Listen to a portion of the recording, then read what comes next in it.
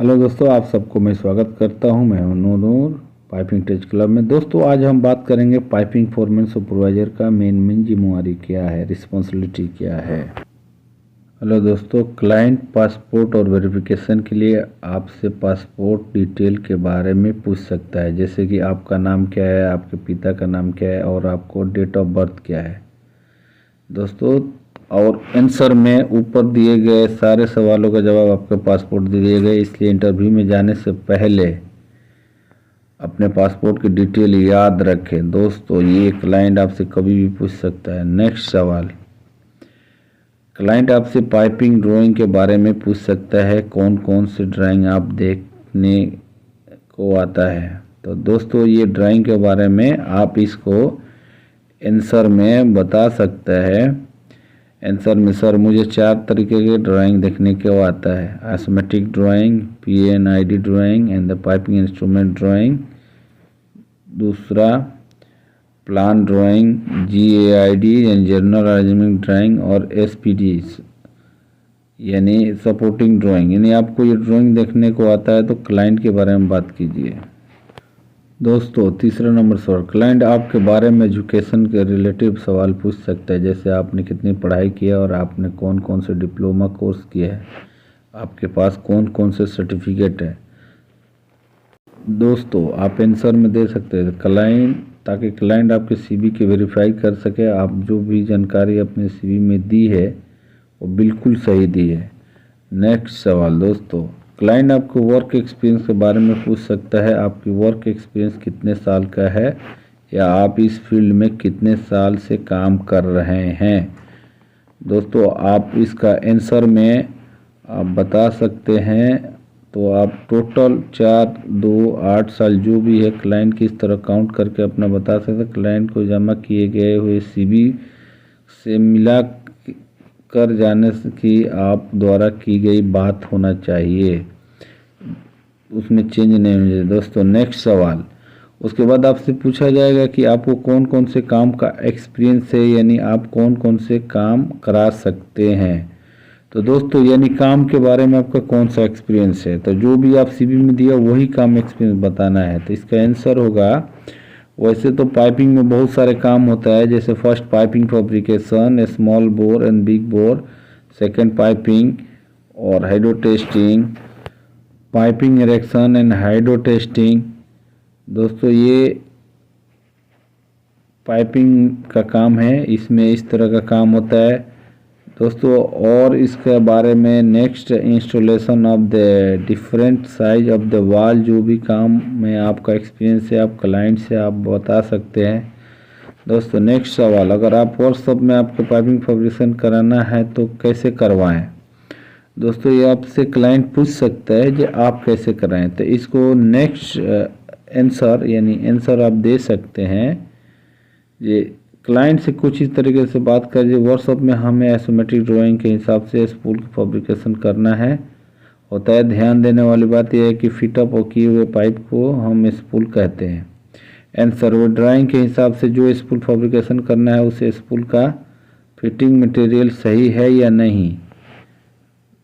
दूसरा, spool fabrication के लिए फैब्रिकेशन के स्पूल ड्राइंग और फिटिंग मटेरियल देने से पहले एक बार फिटिंग मटेरियल की जांच लें, उसके बाद फिटर के दें। ओके दोस्तों ये ओके। नेक्स्ट, फिटिंग मटेरियल की जांच हमें ड्राइंग से मैच कर लें, देखना है पाइपिंग कौन सा मटेरियल CS, SS, LTC है या फिर उसके एस्टिमी कोड देखने के लिए 103 और 835 यानी 1312 इस पाइप के द्वारा हो रहा है। और A333 जो पाइप कोड है और वो low temperature carbon alloy steel जो यूज किए जाते हैं।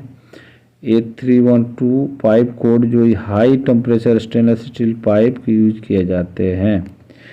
हमें स्पूल के बारे में जांच कर लेना चाहिए, स्पूल ड्राइंग के हिसाब से डायरेक्शन में दिए गए है उसी डायरेक्शन में फिटअप हुआ है कि नहीं। अगर नहीं हुआ है तो उसको रिचार्ज जरूर करें।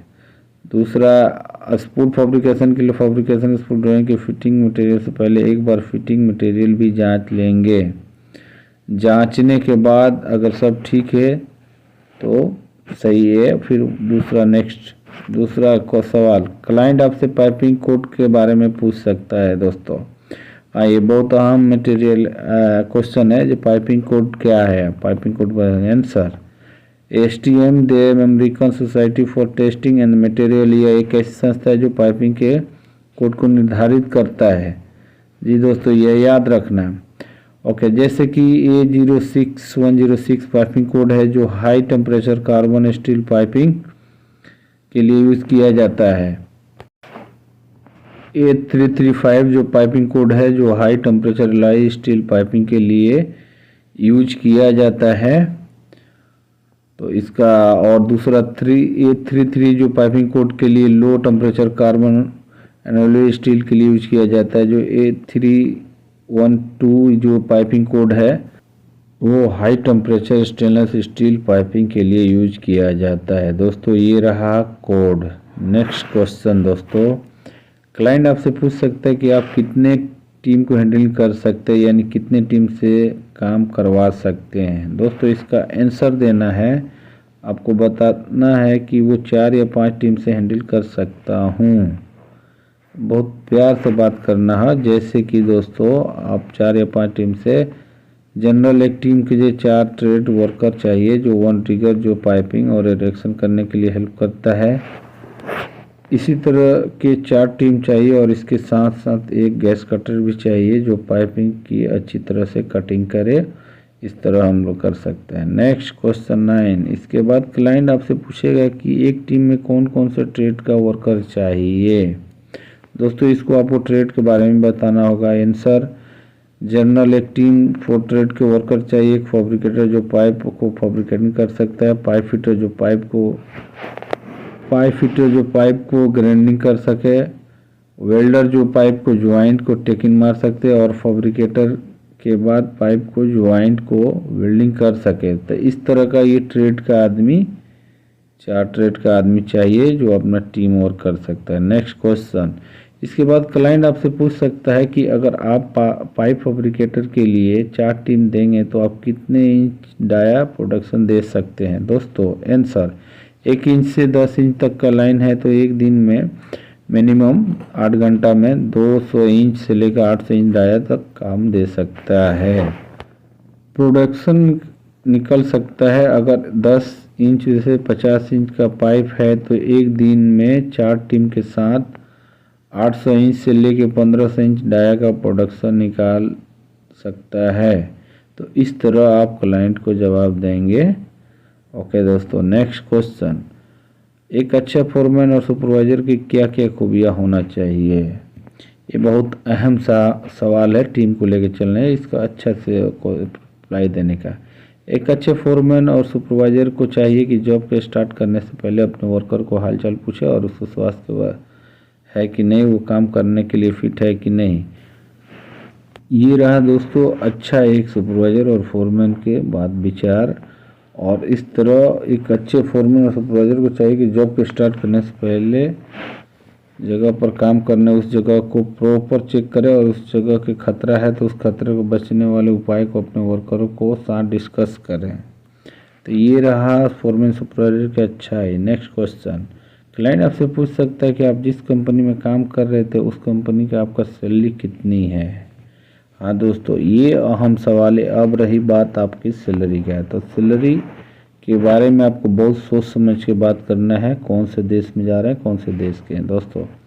इसके बाद आप क्लाइंट के डिपेंड करता है कि वो आपसे कितने प्रभावित हुए, उसके हिसाब से आपको सैलरी ऑफर करेगा। और आपको सैलरी अच्छा लगता है तो आप सैलरी से संतुष्ट हो जाएं तो जाएं, और नहीं संतुष्ट हैं तो आप उसको बोलिए सर इतना चाहिए। दूसरा, आप उसके बाद आपसे क्लाइंट से हर बात को क्लियर कर लेना चाहिए, रहने खाने और मेडिकल में क्या फैसिलिटी रहेगी, और कितने दिन पे छुट्टी मिलेगा, काम कितने घंटे करेगा, ओवर टाइम वगैरह है या नहीं। मेरा वीडियो कैसा लगा, लाइक कमेंट और आप जरूर कीजिएगा और सब्सक्राइब करें ताकि